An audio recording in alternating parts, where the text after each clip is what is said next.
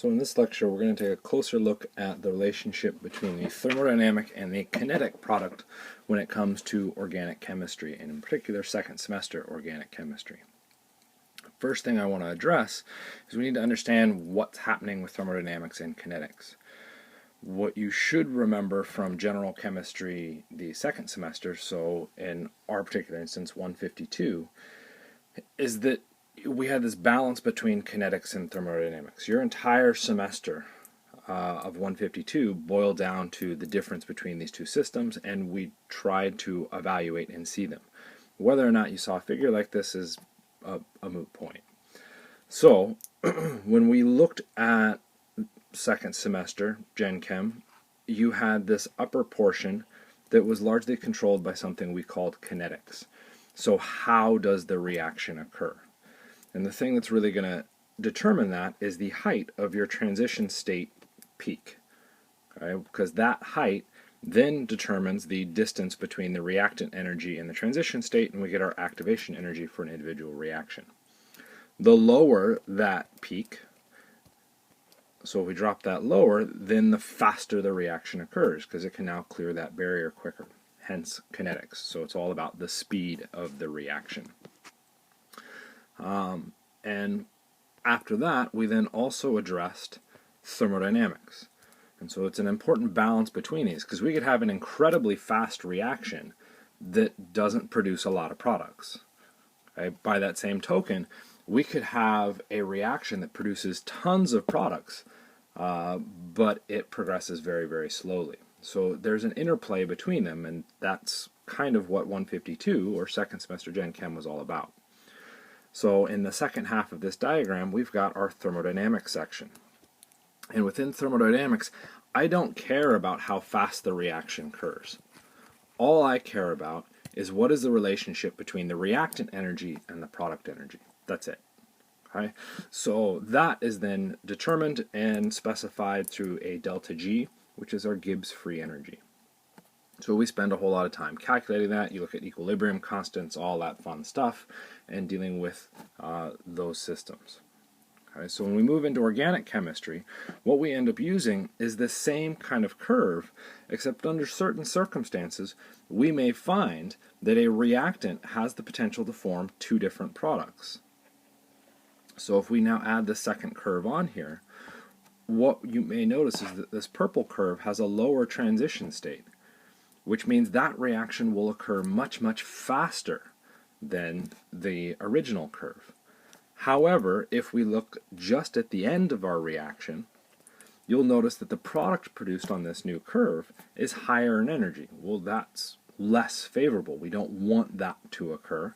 So we see this kind of dilemma pop up. Which product do we end up getting? Do we get the one that is thermodynamically most stable, or the one that happened the fastest? And there's a lot of different interplay and things that control each of these. So what we'll do is look at some of the reactions we've looked at so far, and even push a little bit into the future and see some other things on how we can apply this. Before we even do that, we also have to think about the reversibility of a reaction, which I believe is actually what initiated this whole conversation of trying to do this video. So if we take a look at our reactant, we'll go through a transition state and we could form product number 1. Or we could go through, and we'll even say it's the same transition state, and we form product number 2. So product 1 versus product 2. How do we know when the reaction becomes reversible? Well, the reverse is saying that I go from my product back up to my reactant in both cases. So which of these two reactions is reversible? Hopefully you can realize that product 1 is going to be more reversible than product 2. And that's because to do the reverse reaction, I'm now looking at a massive activation barrier for product number 2, whereas product number 1 is actually relatively small for an activation barrier, which means the reverse reaction is very, very likely to occur. So cool, we can interpret this off of an energy diagram. So if we know the energy of the reactants, the energy of the products, we can draw an energy diagram, and we've got this beautiful thing that we can now interpret. Unfortunately, we very rarely actually draw out the energy diagrams, and ultimately what we end up looking at is coming up with ways to kind of if you will, cheat your way through the system without actually having to draw these things. I would recommend that you draw an energy diagram for every single reaction that you do until you get used to seeing the balance of reactants and products and which reactions are favorable and disfavorable. So we need to be able to get to that. So number one, we don't quantify. When we're dealing with this in organic chemistry as quickly as we can, we don't want quantification. What we really want is the relative energy of things. So can we come up with a way to see these relative energies so that we could generate a diagram allowing us to visualize this better? Well, that may seem more difficult than you would think until we take a look at some reactions. So can I predict if this reaction is reversible or not? Okay, hopefully you can look at this and you say, well, HCl is a strong acid. Under no circumstances would it ever stay HCl. What's going to happen is it's going to completely dissociate. And so this is our definition of strong acids from 152 and 151. Completely dissociates into the ions. This reaction only forms our products, which then means it is not reversible. Well, this is kind of a cheat because what I just did was said by definition it doesn't reverse. Okay, well, it might be nice if we can come up with another way that we could kind of look at these things and come up with ways to predict different directions. So one thing you may or may not remember is that you could use pKa's to predict the direction of this acid-base reaction. So we could look up the pKa's for all the species involved and say, okay, how does each react? So in our first case, we can compare the pKa of HCl to H2O. Okay, well, in that case, our hydrochloric acid is a much lower pKa, which means it's much more acidic. So it should be acting as the acid, which means I can ignore the water in the course of this reaction. And if we then push the products, we just did that exchange of hydrogens. If we now look at our products to run the reverse, this one becomes a little bit easier, because to do the reverse, H3O plus must be the acid. Cl minus doesn't have an acid. Okay?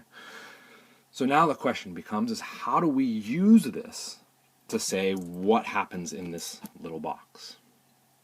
Well, we actually already used it to predict what happened with our products. We looked at those pKa's and we said the more acidic one is the one that reacts. Well, if we go through and compare the acids across our reaction, what do we have? Well, we would look at HCl and H3O plus, and we would say, okay, well, which one of those is more acidic? The one with the lower pKa is more acidic. I want to get away from that one as much as possible. There we go. We've now predicted our reaction. As far as reversibility goes, remember pKa is now on a log scale. How different are those pKa values? That's, what is that, 6 log units? We're looking at a massive difference in reactivity, which means the reverse reaction is virtually negligible. We can ignore it in its entirety. Okay? Well, that's all fine and dandy for an inorganic reaction. I mean, we couldn't possibly do that for organic chemistry, and I wish I had a nicer drawing for this. But if we drew out something like this, and we were asked to predict which of our functional groups was more acidic, say an alcohol or a carboxylic acid. Well, let's ignore the terms. So really what we're concerned about is what arrow should I be drawing in that box relatively. When I go through and draw out my products, negative H2O, and in the other case I've got O minus H2O. Well, what arrows should I drop into those black boxes? Okay, are these reactions particularly reversible? Well, in the first case, if we compare across, we're saying our acid for our carboxylic acid has a pKa of roughly 4, and the pKa of water is roughly 16. Well, that would suggest that our reaction strongly favors the products, and we could draw in that arrow. If we then did the same idea with our alcohol, well, our pKa of our alcohol is somewhere about 16, and the pKa of water, we just said, was somewhere about 16. Interesting. That means that this reaction is going to be in a pretty equivalent equilibrium. Okay, so we do have these abilities to go through and predict these things using pKa's. Are there other options? Well, we could look at the overall reaction in each case, okay, and find the most reactive species. In this case, OH minus versus our carboxylate salt. Which is more stable? Well, hopefully we see that the carboxylate salt is more stable due to resonance, which would then suggest I want to form the more stable product. We go to the resonance. Okay, so we would push extremely towards our right. If we look at the bottom case, OH minus versus a methoxide, if we will, in this case. Well, the difference in energy, I mean, there is some, but it's not a whole lot. We're putting a negative charge on an oxygen that has no resonance, no real inductive effect. Net result, it's roughly in equilibrium. So all of those rules on ranking acidity, ranking basicity, looking at the stability of ions is a way that we can quantify and roughly start to predict something about our energy diagrams. Okay? And so for a real quick one here on this, if we look at that top curve with our carboxylic acid, what we are saying is that we end up forming our carboxylate salt, something along those lines. That was pretty horribly drawn. Okay? So in the course of these reactions, we can start to predict reversibility or not. Super, super important when we start to look at these. First case where this pops up is looking at our conjugated pi systems. And this is why it primarily happens in second semester. We don't really talk about conjugated pi systems all that much in first semester. Kind of briefly touch on it. Okay, so if we look at an asymmetric addition, and it's going to be one of the critical things here so that we can see differences in it, and we ran through this reaction.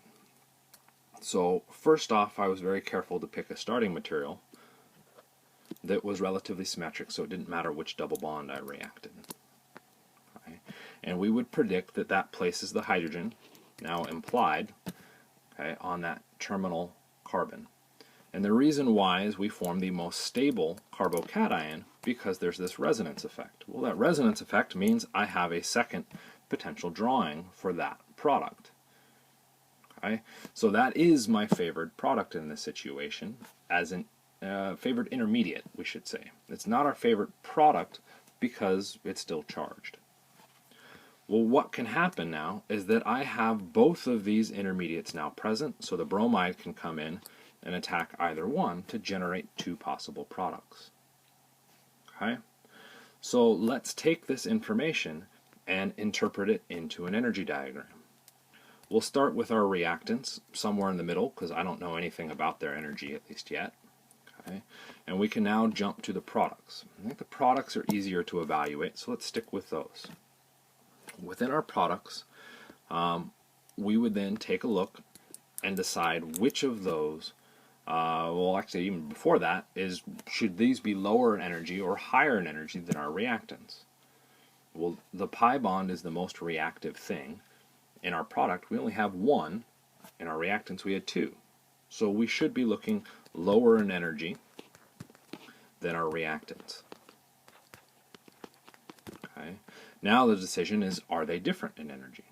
Well, we already said that the pi bond was what determined the difference in energy. So we can evaluate our pi bond, and we'll notice that we have a di-substituted, which I'm just going to make it look like a secondary, a di-substituted alkene versus a mono-substituted alkene. Okay, well, what does that mean? The di-substituted is going to be lower or lowest in energy than the mono-substituted. So if we now draw that information into our diagram, okay, we've got our product, which I will label as red, and then we'll do the top one as blue. Okay. Both of those I'm trying to draw lower in energy than my reactants. That may not be super obvious, so I can always go back and adjust and bring my reactant energy a little bit higher. Okay. So that's our thermodynamics. That's it. So we would say, based on our drawing so far, the only product we should get would be the red one. Okay. We should get the lowest energy product. before we close the book on this, we now need to shift to our intermediates. So now what we'll do is ignore everything else and only look at the energy of our intermediates and say, okay, well, what happens here? Well, our highest energy thing is going to be our carbocation. And if we look at our carbocation, in the top one, it's secondary, and in the bottom one, it's primary, which would suggest that my blue one, or in fact both these intermediates, should be higher in energy than my reactants, but the blue one should be lower or lowest in energy between these two.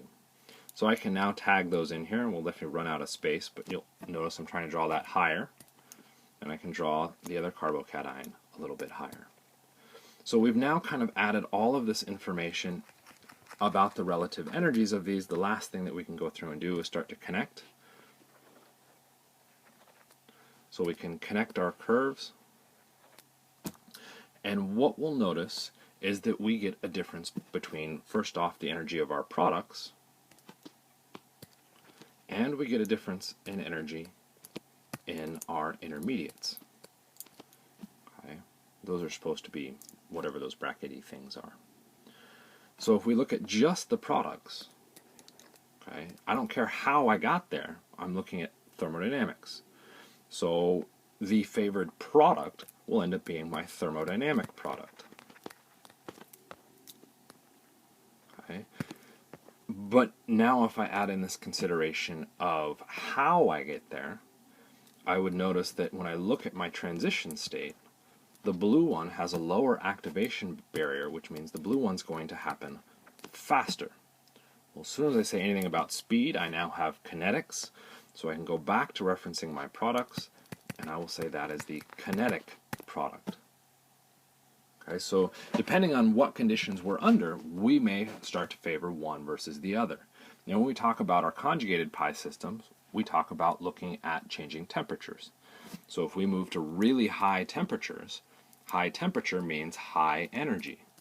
So if my reactant energy, because of temperature, is way up here, well then I don't care about the activation barrier because I have enough energy to clear it all the time, which means the product I expect to get is the thermodynamic product. If, however, I want the kinetic product, well then what I'm going to have to do is reverse that and make sure that the amount of energy I've got is now extremely low. This means I'll go to low temperatures. Well, if I'm at low energy, I can't really clear the energy from my thermodynamic product, which means that reaction never occurs, and all I get is the kinetic. Under either condition, so this is a new thing that we haven't talked about explicitly before, under either condition, the kinetic product will always form faster, okay, which is an interesting thing to evaluate because it's that lower activation barrier. However, because that kinetic product now has a smaller reversible activation barrier, the kinetic product is in equilibrium with the reactant. So if I now run even at high temperatures, I can clear both channels now equally. So I might expect I get two products out of this, both the kinetic and the thermodynamic. But if I have tons of energy, what happens? Okay, well, some of that kinetic forms, but now I have so much energy, I can do the reverse reaction. Now that I'm at the reverse reaction, what can happen? Well, I'm now back to flipping a coin. I can potentially hit that thermodynamic product, okay, and clear that barrier. Once I form the thermodynamic product, however, I do not have enough energy to clear its reverse reaction. So if it is now no longer reversible, according to Le Chatelier's principle, I only get the thermodynamic product out of this. Okay? So it's kind of a neat little balance between reversibility and kinetic versus thermodynamic. Okay? So, have we done other systems? Well, Diels Alder does the same thing, except in Diels Alder we refer to it as endo versus exo, probably because of whoever discovered it wanted to describe something about these differences in those energies. So let's take a look again at our reaction. Our reactants will start somewhere in the middle because we haven't evaluated our products yet. When we now move to our products, we can go through and say, well, the thing that changed is I lost 2 double bonds, which means my products should be lower in energy in both circumstances. Okay, so I should be somewhere down in this, category for our product energy. When we go through and now look at the different energies of each of our products, whoops, I should do that in blue, versus the XO, well, what's the deal going on? Well, in one case, in the Endo, I'm taking that new structure and I am now cramming it very, very close. You'll notice it's so close it's difficult to draw in there, to a 2-carbon bridge. Okay, so that's putting a lot of electrons near each other. If we look at the other product, I'm taking my big group and I'm putting it near a 1-carbon bridge. So in that 1-carbon bridge, there's now less electron density than in the 2-carbon bridge, which means the 1-carbon is going to be lower in energy. There's less electron-electron repulsion, which means if I look at my product, my red one, I would expect to be lower in energy than my blue one. Okay. So this forms an interesting dilemma, because if we look at our thermodynamic situation, we would expect our red one to be our favorite product. Okay. So we'd say, heck yeah, that's what we get. We expect the XO. Since we've already talked about Diels Alder, you should remember that we never get the XO. We only get the Endo product. Okay. And this is a big conundrum. Why could this possibly be the case? Well, what ends up happening is it comes down to that transition state. So we've got a slightly different system here now. We don't have an intermediate to look at. We have to look at the transition state for each of those reactions. In the case of the Endo reaction, we have pi systems on the outside of that structure that can overlap in a stabilizing fashion with the pi system of the diene.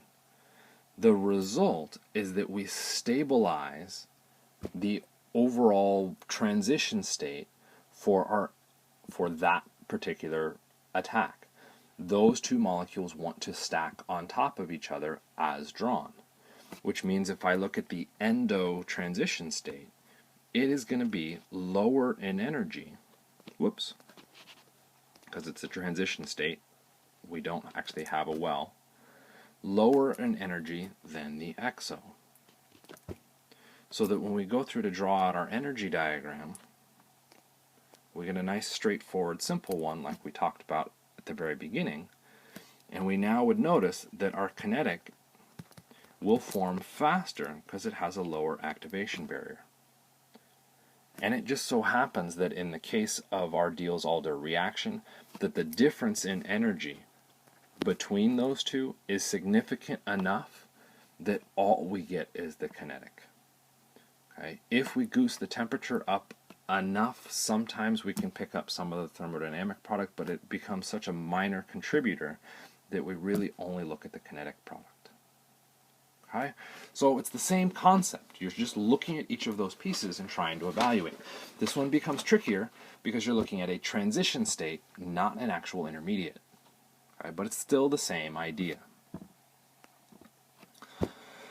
After that, and this is what I think initiated this whole conversation, was looking at your choice of enolate. Okay? So if we looked at an asymmetric carbonyl or an asymmetric ketone, we could notice that we get two different enolates. And this becomes important when we try to predict the nucleophilic character. Because if we go through and now reacted each of these enolates with, say, an electrophile, in the top case I would put an electrophile there versus in the bottom case down there. So that's drastically going to change the product. That's a really important distinction to be aware of. So we have to decide which one do we get, because if we predict it's one and it's the other, well, we end up getting everything wrong. Okay? So we want to again look at our energy diagram and try and predict something about it. Okay? Again, reactant energy somewhere in the middle. Again, what we'll do is ignore everything except for the energy. Whoops, not everything. We need to look at our reactant too. look at the difference in energy between our reactants and products and try and predict something about the energy of our enolate. This one's a little bit uglier, so we're just going to work with it as it is. Our primary difference is the location of the alkene. The red alkene is, in this case, 4-substituted or tetra-substituted, and the blue one is tri-substituted. Well, which one is more stable, tri or tetra? Tetra is more substituted as an alkene, so we would expect our product energy to be a little bit lower in energy, just as we've seen before. Now what we can do is, look at our intermediates. When we look at the intermediate, what do we end up noticing? Well, in the case of the intermediate, now what we're concerned about is the energy of the anion. What you should remember is that a secondary anion is more stable than a tertiary anion. So the result is that our secondary anion is lower in energy than our tertiary. And now what happens when we go through and connect? Drew that pretty ugly, but it's close enough. We end up again seeing this dynamic. Okay? Our kinetic product will form faster because of that lower activation barrier. However, our thermodynamic product is more stable, so we might expect that one to favor. Okay, so again, we run into this dynamic of, okay, well, what conditions push one versus the other? Okay, so depending on our conditions with temperature, if we just look at temperature, we end up seeing a difference between kinetic and thermodynamic. But what happens when we now take a look at this and we add in a base? So this does become significantly more tricky when you're putting in a base. And that's because when we look at and think about evaluating a reaction, we look at acid-base or acid strength. And we predicted which of our reactions would occur faster because of the acid. We tend to kind of ignore the base. In this section, we are all about the base. And so we need to change our thought process a little bit and be a little bit more deliberate within our calculations. So if we go through and add our curve over the top, whoops, keep doing that. Add our curve in over the top.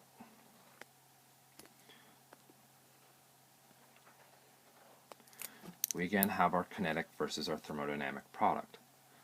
Okay. Temperature can help, but the other aspect of this is the reversibility. Okay? And the big question here is what happens when we change the base. So let's take a look at a couple bases. One of the adjustments that I'm going to make here is we're going to draw the actual enolate ion and not the enol form, because that's going to help us look at this diagram and see what's going on with it. They're effectively equivalent, but it's going to be cleaner if we go through and add the base. We should officially have it in basic environment because we're saying we're adding a strong base anyway, so technically I just drew it wrong. So what happens if we use, say, O- as our base? Okay. That is now what we are starting our reaction with. Well, in the course of the reaction, we move up to a higher energy state, okay, with our kinetic product, or with our anions, our carboanions. So we would expect it to go higher in energy. When we now look to our final products, you'll notice that we also have a negative oxygen. Well, which is more stable? A negative oxygen or a negative oxygen? Oof. It's a good, interesting question. That makes this a little bit more difficult. That would suggest that there is no real favoring on either side, which means that with the oxygen as our base, we would expect an equilibrium to occur. So as we talked about earlier, both reactions occur. So let's say we start with two of our starting materials. In the course of the reaction, it now splits. We'll just say 50-50, just for the heck of it. actually let's not even do 50-50. We'll say it goes straight through, fastest way possible, we form the kinetic product. Well, because this is an equilibrium, that kinetic product has to balance out, and so what we'll end up doing is having one of each, okay, because there is no real favoring. Well, now what happens is we get enough time, okay, and energy into the system, and what will end up happening is that one material will eventually make it up our thermodynamic ladder. That thermodynamic ladder now means we have an equal mixture, okay, of kinetic and thermodynamic. Well, the thermodynamic product is not reversible. That activation barrier is too high for that to go backwards. So it ends up stuck at that point. But what happens to our kinetic product? That activation barrier is now so low that according to Le Chatelier's principle, I've now removed my reactant, that my reaction is now going to run the reverse to make sure that I can get that starting material back in. Okay, well, now we got a problem again. Now that we've got that starting material, it can potentially go up the thermodynamic ladder. Once it goes up the thermodynamic ladder and comes out to form our thermodynamic product, well, we now no longer have the reversibility because of that drop in energy, that significant drop in energy. Which then means if I use, say, even O-, which we would consider a strong base, okay, the product that I expect is the thermodynamic product, the more substituted one. And that's just because of that reversibility within the kinetic reaction. Okay? So let's see what happens if we now switch this up. Let's see if I can do some gentle erasing through here. What happens if we switch this now to, say, N-? Well, now when we look at this reaction, same idea, let's start with 2. Okay. N- is going to go through and form the faster product first. Faster is always going to happen. So we get one starting material, and we would get one of our kinetic product. Before we can evaluate, well, because we're looking at this energy diagram, we're saying it's all exactly the same, shouldn't it be equally reversible? Well, we have to now bring in the idea of the base. Which can hold the negative charge better, N- or O-? Well, oxygen, being more electronegative than the nitrogen, can hold that negative charge better, which then means that when we look at our energy diagram, there is a change to it. Okay? And unfortunately, we can't do this change easily on here, but what ends up happening is that instead of this coming out nice and even as it was before, we end up seeing the energy of our products drop significantly. By now dropping that energy even lower than what we started with, okay, so we can see the energy of our products going up, and we can also see the energy of our reactants going up. Then when we now look at the reversibility for the kinetic reaction, it becomes irreversible.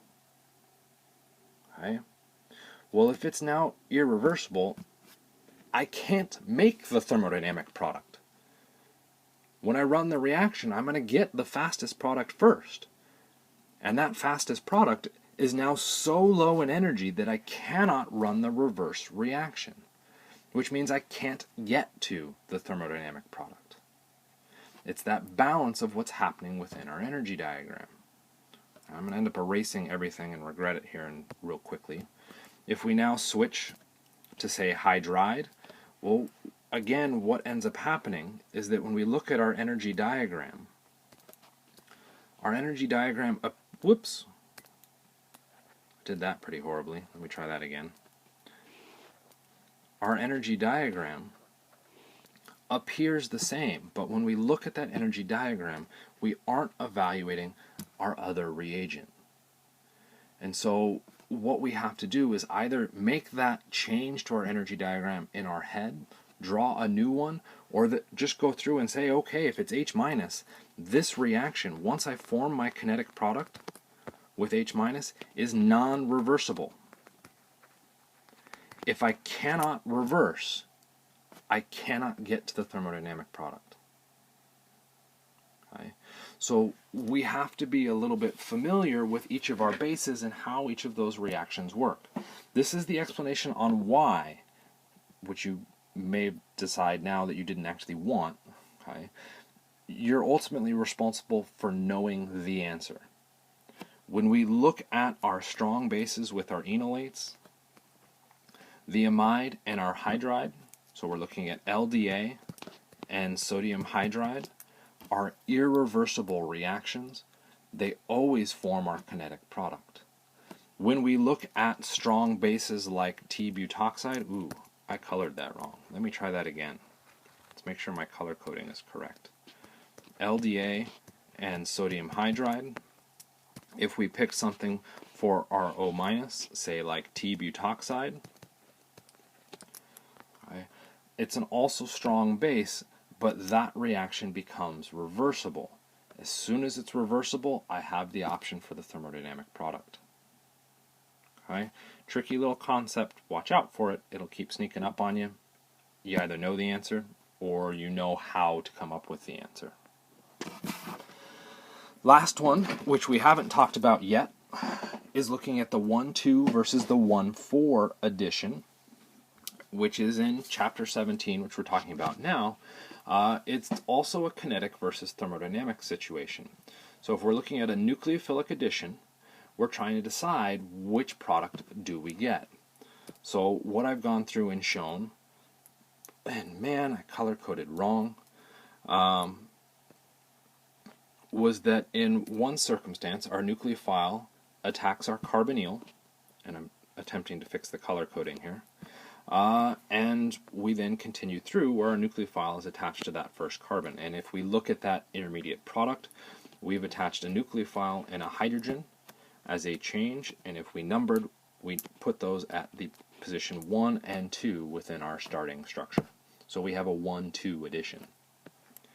If we look at the other situation, the nucleophile could attack the carbon of an alpha-beta unsaturated carbonyl, and that carbon is partially positive because of resonance with our carbonyl. Okay? So the result being is that our nucleophile is now attached out there. We end up with our intermediate. That can end up getting neutralized eventually out, and what we find is that our nucleophile and our hydrogen were now added at 1, 2, 3, the 1 and 4 positions. Okay, so we have a 1,2 versus a 1,4 addition. Okay, well, how do we know any of this actually happens? Someone went into the lab, tried it, oops, crap happened. Now we got to explain it. Okay? So to explain it, we would go back to an energy diagram and say, okay, what things are changing? How do we decide what's evaluated? Okay? So as we've been doing with everything beforehand, what we would need to do is decide where all of our reactions are occurring and how things happen. So if we start with our reactant energy and we look at our intermediates and our products, we would expect them to be lower in energy because they've lost a pi bond. And if we draw out our diagram, what you should end up noticing is that product 1 is more substituted. Okay? It also has this additional resonance option that structure 2 does not. So product 1 will be lower in energy than product 2. If we go through and look at our intermediate as drawn, you should notice that we have that same issue. Okay? Product 1, or intermediate 1, is showing a resonance stabilization, which means it should be lower in energy than product number 2. Okay, well, if we now drew out our energy diagram and connected everything through, we might predict something all the way out. We would predict only one product. We should only get our thermodynamic product. Okay, well, that's all fine and dandy, but we then also have to evaluate if something else is going on. Okay, so since this diagram pretty much doesn't show it, what I want to do is simplify that down You'll notice that what I've done is switched to look at just the reactant and the intermediates. Okay, and again, let me fix the color coding here real quickly. Okay, so fix the color coding and got some energy wells drawn on. So what we are looking at here is very similar to the Diels Alder. What we are evaluating is the energy of the transition state and deciding how our reaction can occur. Well, if we look at the blue reaction, what is our nucleophile attacking? Okay, it's going to attack the carbon of the carbonyl. Well, why would we consider attacking the carbon of the carbonyl? Well, due to resonance, that carbon is very positive. So our nucleophile, being negative, is going to go neutralize with the most positive thing possible. So it's going to zero in on that spot first. Well, we just brought in a first, or an order. What we're saying by that is that the transition state for our blue product is lower in energy than our red product. It is less likely to attack the carbon of the alkene because that carbon is less positive than the carbon of our carbonyl. Okay? We can kind of even know that to be true because if we look at alkene reactivity, they act as nucleophiles. Bring another nucleophile near it should be a bad thing to do in general. Okay? Only because that carbonyl is helping to polarize that bond a little bit is the red pathway even possible. Okay? So this ends up being our energy diagram, and we can again run into this thermodynamic, that says thermodynamic, and our kinetic products. So how do we decide which one we get?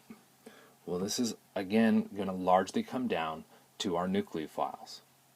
If I start with a hydride nucleophile, that species is so incredibly unstable that the reactant energy goes up, and if we now look at our product energies, we're looking at a carboanion, okay, or sorry, an oxyanion in our intermediate, which means relatively the activation, or sorry, not the activation barrier, the delta G for this reaction, okay, the difference between our reactant and our product now becomes massive. Well, if that delta G is massive, that kinetic product is no longer reversible. Well, if it's not reversible, where does the hydride attack?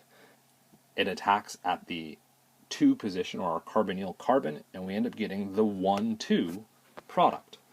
Okay, and that's just because hydride is so incredibly not stable.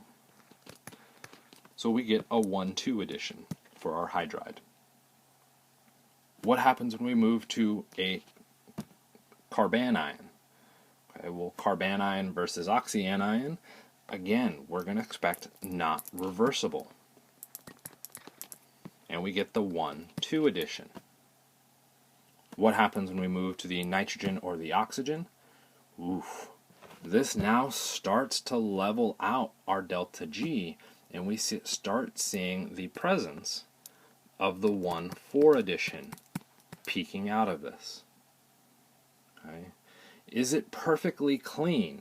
As soon as you hit hydrogen and carbon nucleophiles, those are 1,2, and as soon as they're nitrogen oxygen, those are 1,4. No, because there's other effects.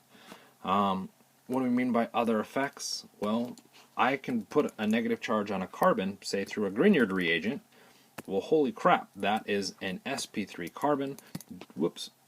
Does not want to hold that negative charge very well, so we would expect the 1,2. What happens if I now switch that up to, say, a negatively charged acetylide? Oof. There's some stabilization due to the resonance, or not resonance effects, the hybridization effects, because we're now an sp carbon as opposed to an sp3. That negative charge now becomes a little bit more stable, and it can start to shift how the reaction goes. So what we would have to evaluate is really the stability of our bases on either side of the reaction, be it the oxyanion or the carbanion. That becomes a lot trickier to evaluate. And while that is so much more tricky to evaluate, that is one thing that we will address directly in lecture. A rough way to tell that difference, and it's ultimately going back and looking at pKa's and pKb's. which is a dicey thing to do because ultimately by looking at pKa's and pKb's, we're saying we know the answer because we looked at the answer. It's a bit unfortunate, but that's what we've got to work with. Hopefully this has helped clarify some of the issues within kinetic and thermodynamic reactions. Please let me know how it goes. I know I'm posting it late, and I'll see you guys all on Monday.